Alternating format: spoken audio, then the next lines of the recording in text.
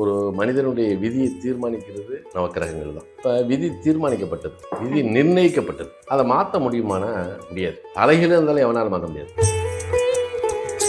இந்த 12 ராசி கட்டங்கள் இருக்கு இல்லையா, அது ஒவ்வொரு ஜனனத்துக்கும் வெவ்வேறு விதமான பாவங்களாக மாறி பலனளிக்க முன் வரும்போது இந்த கிரகங்கள் அந்த பாவத்தினுடைய தன்மையை ஏற்று ஒரு மனிதனுக்கு எவ்வளவு நன்மை தீமைகளை செய்கிறது அப்படின்றதான் விதியின் தத்துவம். அந்த லக்னம்ன்ற ஒரு புள்ளி அணுவிலும் அணுவான ஒரு புள்ளி தான் அவன் விதியை தீர்மானிக்குது. அதனாலதான் லக்னத்தை விதிஸ்தானம் அப்படின்னு சொல்லுவோம். அப்ப லக்னம், லக்னாதிபதி அப்படின்னு சொல்றோம் இல்லையா, அப்ப அந்த லக்னாதிபதி யாரு? இந்த நவக்கிரகத்துல ஒருத்தர் தான். இந்த பிரபஞ்சத்தினுடைய கோட்பாட்டில் நம்ம எதுக்காக பிறக்கிறோம் அப்படின்னா ஒரு கர்ம வினையை தாங்கித்தான் பிறக்கிறோம். அப்போ அவனுடைய முன்ஜென்ம கர்ம வினை என்பது இச்சென்மத்தினுடைய கர்ம மேன்மையினுடைய கோட்பாட்டுக்கு உட்பட்டு அவனுடைய வாழ்வியல் சூத்திரத்தை எப்படி கொண்டு போகுது. 6 அறிவு படைத்த மனிதனாக இருந்தால் பூசம், அனுசம், உத்திரட்டாதியில் ஒருவர் பிறந்து விட்டால், அதே மாதிரி மகரம், கும்ப ராசி லக்கணத்தில் பிறந்து விட்டால் சனி திசையை கடந்தவனுக்கும் அடுத்த ஜென்மா கிடையாது.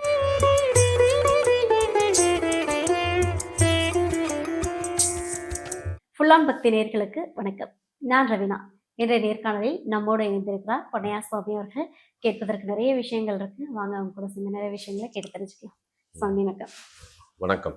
ஏன் இன்னைக்கு காலகட்டத்தில் ஒரு மனுஷனோட ஜாதக கட்டத்தில் முக்கியமாக பார்க்க வேண்டிய விஷயங்கள் அப்படின்னா கிரகங்கள் அப்படின்னு சொல்லலாம். ஏன்னா இந்த கிரகங்களை மனுஷனோட வாழ்க்கையிலேருந்து பிரிக்க முடியாத ஒரு விஷயம் இருக்கு. ஒரு மனுஷனோட வாழ்க்கையில் இந்த கிரகம் என்னென்ன மாதிரியான தாக்கத்தெல்லாம் ஏற்படுத்த முடியும்? இது நல்ல கேள்வி.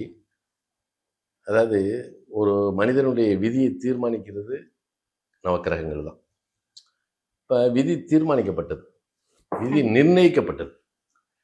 அதை மாற்ற முடியுமானா முடியாது. தலைகீழ இருந்தாலும் எவனாலும் மாற்ற முடியாது. ஏன் அப்படின்னா, முதல்ல தாயினோட கருவறையிலிருந்து வெளிவந்த நேரம் இந்த பிரபஞ்சத்தினுடைய சுவாசத்தை சுவாசித்த அந்த நிலையிலிருந்து நவக்கிரகங்கள் என்ன தீர்மானிக்குதோ அதை யாரும் மாற்ற முடியாது.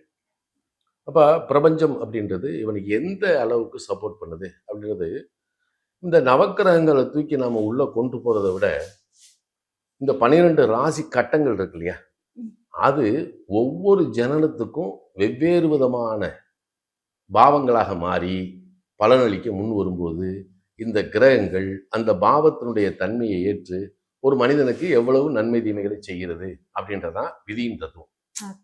அப்போ தீர்மானிக்கிறது நவக்கிரகங்கள் தான். அப்போ அந்த பிறந்த நேரத்தில் அவன் ஒரு ஆன்மா இந்த பூமியில் பிறந்துருது. அந்த பிறந்த நேரத்தில், அந்த சன நேரத்தில், அந்த அணுவிலும் அணுவான அந்த அந்த நேரத்தில் கிழக்கே உதயமாகக்கூடிய ஒரு புள்ளி, அதுக்கு பேர் தான் லக்னம் அப்படின்னு நம்ம சொல்கிறோம் இல்லையா. அந்த லக்னம்ன்ற ஒரு புள்ளி அணுவிலும் அணுவான ஒரு புள்ளி தான் அவன் விதியை தீர்மானிக்குது. அதனால தான் லக்னத்தை விதிஸ்தானம் அப்படின்னு சொல்கிறோம். அப்போ லக்னம், லக்னாதிபதி அப்படின்னு சொல்கிறோம் இல்லையா. அப்போ அந்த லக்னாதிபதி யார்? இந்த நவக்கிரகத்தில் ஒருத்தர் தான். ஆனால் அதில் சாயா கிரகம் வராது இல்லையா. மற்ற சப்த கிரகங்கள் அதுக்குள்ளே வரும். இதில் சூரியன், சந்திரன் மட்டும் ஒளி கிரகங்களாக கொண்டு போகிறாங்க. சாயா கிரகங்கள் ராகு, கேது. அப்போ பஞ்சாதி கிரகங்களுடைய ஆளுமை தான் இதுக்கு தேவை. அதனால தான் பஞ்சபூதங்கள். அப்போ இந்த பிரபஞ்சத்தில் பறந்து விரிந்து கிடக்கக்கூடியது என்ன அப்படின்னா பஞ்சபூதங்கள் தான். இந்த பஞ்சபூதங்கள் தான் நம்மளை எல்லா விதத்திலையும் தீர்மானிக்கிறது. இதுலேயே 12 ராசியில் இந்த பஞ்சபூதங்கள் எங்கே இருக்கு? ஒவ்வொரு ராசி சொல்கிறான். நெருப்பு, நிலம், காற்று, ஜலம் பிரிக்கிறான். அப்போ அதை 3 பாரியாயமாக பிரிச்சிருக்காங்க. ஆகாய தத்துவத்தை அவங்க எங்கேயுமே கொண்டு வரல. அப்போ ஆனால் இவங்ககிட்ட கேட்டோம்னா என்ன சொல்கிறோம், அந்த பிரபஞ்சத்தில் இருக்கக்கூடிய அந்த பஞ்சபூதங்கள், அதாவது அந்த ராசி மண்டலத்தில் எல்லாம் ஒன்று சேர்ந்தது தான் ஆகாய மண்டலம் அப்படின்னு சொல்கிறாங்க. அது இல்லை. இயற்கையானு சொல்கிறாங்க. நெருப்பு ராசி, நிலராசி, காற்றாசி, ஜலராசின்னு பிடிச்சிருக்கான். இது ஒவ்வொன்றுடைய மனித இயல்பு, குணம், பழக்க வழக்கம், பண்பாடு, வாழ்வியல் எல்லாத்தையும் அதுதான் கொடுக்கணும். அப்போ அவன் ஜனிச்ச நேரத்துக்கு இந்த 12 பாவங்களுடைய தன்மை இருக்கு இல்லையா, அதைத்தான் நம்ம காலபுருஷ தத்துவ அடிப்படையில் ஒருத்தனுக்கு எப்படி நம்ம எடுத்து கொடுக்குது அப்படின்றத மெயினாக நம்ம எடுக்கணும். ஏன்னா இதற்கு அப்பாற்பட்டு இந்த ஆகாய தத்துவம் எங்கே இருக்குது அப்படின்னா, அதுதான் நம்ம கர்க்கடகம்னு சொல்லக்கூடிய கடகராசி இருக்கு இல்லையா, அதில் பூச நட்சத்திரம்னு ஒரு நட்சத்திரம் இருக்கு. இப்போ இந்த பிரபஞ்சத்தினுடைய கோட்பாட்டில் நம்ம எதுக்காக பிறக்கிறோம் அப்படின்னா ஒரு கர்ம வினையை தாங்கித்தான் பிறக்கிறோம். அப்போ அவனுடைய முன்ஜென்ம கர்ம வினை என்பது இச்சென்மத்தினுடைய கர்ம மேன்மையினுடைய கோட்பாட்டுக்கு உட்பட்டு அவனுடைய வாழ்வியல் சூத்திரத்தை எப்படி கொண்டு போகுது. அப்ப எல்லாமே கர்ம வினை, கர்ம மேன்மை. அப்ப அதுக்கு பெரிதும் துணை இருக்கக்கூடிய கிரகம் எது அப்படின்னா சனி பகவான் தான், இல்லையா? அப்ப சனிதான். அப்ப சனி பகவான் என்ன எப்படி கொண்டு வர்றோம் அப்படின்னா, ஏன் அவருடைய கர்மா, நம்ம கர்ம வினையை தாங்கி வர்றோம், இந்த கர்மா தான் இவனுக்கு அப்படின்ற நிலைய நம்ம எப்படி கொண்டு வர்றோம் அப்படின்னா, காலபுருஷ தத்துவத்துல மேசம் தான் லக்னம். அப்ப இந்த லக்னத்துக்கு 10 குடையவர் யாருன்னா சனி பகவான், அந்த கர்மஸ்தானாதிபதி. அப்ப அந்த கர்மஸ்தானத்தினுடைய நிலையிலிருந்து தான், அந்த மகரத்திலிருந்து தான் பிறக்கக்கூடிய அத்தனை ஜீவன்களுக்கும் கர்மா தீர்மானிக்கப்படுது. அப்ப உனக்கு நான் ஒரு கர்மாவை கொடுத்துட்டேன், அந்த கர்மா மூலமாக வரக்கூடிய லாபம் இருக்கு இல்லையா, நன்மை, அதையும் சனி பகவான் தேர்ந்தெடுக்கிறார். இப்ப நான் ஒரு சம்பளம் வாங்குறேன், ஏன்னா வந்து ஒரு 60,000 ரூபாய் சம்பளம் வாங்குறேன், நீங்க ஒரு 40,000 ரூபாய் சம்பளம் வாங்குறீங்க. அதே மாதிரி ஒருத்தர் தள்ளு வண்டியில ஐஸ் வித்துட்டு போறாரு, அன்னைக்கு அவருக்கு கூலி 200 ரூபா 300 ரூபா, இல்லையா?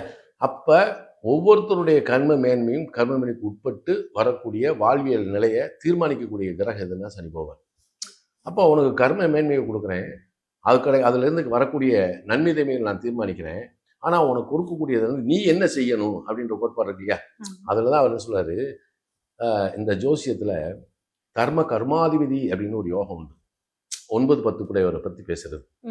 ஆனா அவங்க கர்மாதிபதி, இவங்க வந்து நல்ல ஸ்தானத்துல இருந்தாச்சுன்னா ஒரு ஆன்மா வந்து யோகமா மாத்தலாம் அப்படின்னு இருக்கு. ஆனா இதுக்கு அப்பாற்பட்டு சனி பகவான் என்ன சொல்றாருன்னா கர்மாதிபதி என்ற யோகத்தை கொடுக்குறாரு.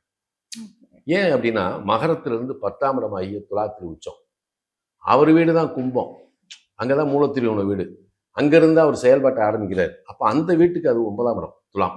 அப்ப கர்மாதிபதி. அப்ப இந்த கர்மாதிபதி என்ன, கர்மத்தால் கிடைத்த பலனை தர்மத்தால் நிலைநிறுத்து. அப்போ உனக்கு கிடைக்கக்கூடியது எதுவோ அதுல இருந்து ஒரு தர்மத்தை பண்ணுடா. அப்படி உன் கர்மத்தின் மூலமாக கிடைத்த பலனில் நீ தர்மம் செய்யும் போது அடுத்த பிறப்பையும் நீ அறுக்கலாம் அப்படின்னு ஒண்ணு இருக்கு. ஆனா பிறப்பை அறுக்கக்கூடியது எது அப்படின்னா, அடுத்த பிறப்பை எனக்கு இல்லடா அப்படின்னா அதுக்கு சனி பகவானுடைய துணை இருக்கணும். அப்ப இந்த உலகத்துல சனி பகவானை ஏன் நம்ம இவ்வளவு பெருசா கொண்டு வர்றோம் அப்படின்னா, பஞ்சாதி கிரகங்கள்ல அவர் வாயு தத்துவத்தின் அதிபதி இல்லையா, அவர் தான் வாயு தத்துவம். இப்போ செவ்வாய் நெருப்பு, புதன் நிலம், சுக்கிரன் ஜலம், குரு ஆகாயம், சனி தான் காற்று. இப்ப இந்த காற்று அப்படின்றது இந்த பிரபஞ்சத்துல நீங்க உயிர் வாழ்வதற்கு உங்களுக்கு மூச்சு வேணும் இல்லையா, அப்ப இந்த மூச்சுக்கு யார் காரகம்னா சனி. அப்ப நீங்க சுவாசிக்கிறீங்க, அப்ப இந்த சுவாசத்தை எவ்வளவு காலத்துக்கு நீங்க சுவாசிக்கிறீங்களோ அவ்வளவு காலத்துக்கு தானே இருக்க முடியும். அப்ப இந்த சுவாசம் உள்ள போறது வரைக்கும் இந்த அந்த உடலுக்குள்ள உயிர் இருக்கும். அப்ப ஒருத்தரை கூப்பிடுறோம், என்ன ராமகிருஷ்ணன் அப்படின்னு பேசுறோம், கூப்பிடுறோம், அவர் திரும்பி பார்க்குறாரு. இப்ப அவருக்கு அந்த சரீரத்துக்கு பேரா அல்லது அந்த உயிருக்கு பேரா? சரி, ராமகிருஷ்ணன் இதாயிட்டாரு. நம்ம போய் ராமகிருஷ்ணனை எப்ப தூக்குறீங்க அப்படின்னு கேட்போம், பாடி எப்படா தூக்குறீங்க? அப்ப இதுக்கு காரணகர்த்தா யாரு? சனி பகவான். அப்ப எந்த ஒரு இடத்துல இந்த பிரபஞ்சத்துல அது ஓரறிவாக இருந்தால் அல்லது 6 அறிவு படைத்த மனிதனாக இருந்தால், பூசம் அனுசம் உத்திரட்டாதியில் ஒரு பிறந்து விட்டால், அதே மாதிரி மகரம் கும்ப ராசி லக்கணத்தில் பிறந்து விட்டாள், அதே சனி லக்கணத்தில் இருக்க பிறந்தவனும் சனி திசையை கடந்தவனுக்கும் அடுத்த ஜென்மா கிடையாது. அப்ப பிறப்பினுடைய ரகசியத்தை பூரா கையில வச்சிருக்கக்கூடிய ஒரே கிரகம் எது அப்படின்னா சனி பகவான். இப்ப அவரை மையமா வச்சுதான் நாம ரவுண்ட் அடிக்கிறோம் இல்லையா? அப்ப இதெல்லாம் ஆச்சு, வந்தாச்சு, கர்மாவை கொடுத்தாங்க, எல்லாத்தையும் ஒருத்தனுக்கு கல்யாணம் ஆனாலும் சரி, ஒருத்தன் வந்து குழந்தை பத்துக்குனாலும் சரி, அதை உத்தியோகத்திலேயோ அல்லது தொழிலையோ மேன்மேடைனாலும் சரி, எல்லாத்துக்குமே சனி பகவானுடைய நம்ம துணை வேணும். இதெல்லாம் முடிஞ்சாச்சு.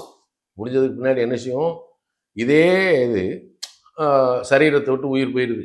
அதுக்கப்புறம் இந்த எங்க இருந்து அதான் அனுச நட்சத்திரத்தில் நடக்கும், போய் சரீரத்தை, அதாவது ஆன்மாவும் சரீரமும் இணைவது, உடலும் உயிரும் இணைவது தான் லக்கணம். சூரியன் சந்திரன் இணைவு லக்கணம். இந்த சூரியன் சந்திரன் பிரிக்கிறது தான் 8ஆம் இடம் ஆயுஷ்தானம். அப்ப சரீரத்தை ஆன்மாவையும் பிரிச்ச உடனே இந்த ஆன்மாவை வந்து கல்லறைக்கும், ஆன்மாவை வந்து மோட்சத்துக்கும், சரீரத்தை கல்லறைக்கும் அனுப்பும். இது அங்கே தான் இருக்குது. இந்த மர்மமே இந்த நவக்கிரகத்தில் பிறப்பின் ரகசியத்துக்குள்ள பெரிய நிலை இருக்குது. இது நம்ம ஒரு 5 நிமிஷத்தில் பேச வேண்டிய விஷயம் இல்லை. இது மிகப்பெரிய ரகசியமானது. இதை ஒருத்தன் உணர்ந்துட்டா இந்த உலகத்தில் யதார்த்த வாழ்க்கையில் கிடைக்கக்கூடிய இன்பங்களை நல்லா அனுபவிக்கலாம். ஆசை என்பது கூடாது. ஏன்னா வாழ்வியல் என்பது நான் என்ன சொல்கிறேன், இப்போ நீங்கள் சொல்கிறீங்க, சார் நாளைக்கு எனக்கு ஒரு 10 லட்ச ரூபா வேணும் சார் அப்படின்னு நீங்கள் என்கிட்ட சொல்கிறீங்க. 10 லட்ச ரூபா எனக்கு உடனே வந்துருமா? இல்லையா? நம்மளா பார்த்துருமா? ஆனால் நவக்கிரகம் நினச்சா கொடுக்கலாம் இல்லையா? அப்போ கிரகத்தின் ரீதியாகத்தான் தீர்மானிக்கப்படுகிறது. நீ நினைக்கிறதெல்லாம் நான் தான் செஞ்சேன்னு இங்கே இடமே இல்லை. எல்லாமே நவக்கிரகத்தினுடைய துணையோடு தான் இது நடக்கிறது. இதுக்கு தான் வாழ்வியலில் இவ்வளோ வச்சுருக்கான். அந்த வாழ்வியலில் இவனுடைய வளமான வாழ்வுக்கு தான் நம்ம பெரியவங்க கோயில்கள் அப்படின்னு சொல்லி ஒவ்வொரு இடத்துலையும் அவங்க எடுத்து வச்சுருக்காங்க. இதை எப்படி நம்ம போய் இணைக்கிறது? அதான் வாழ்க்கை. கண்டிப்பா.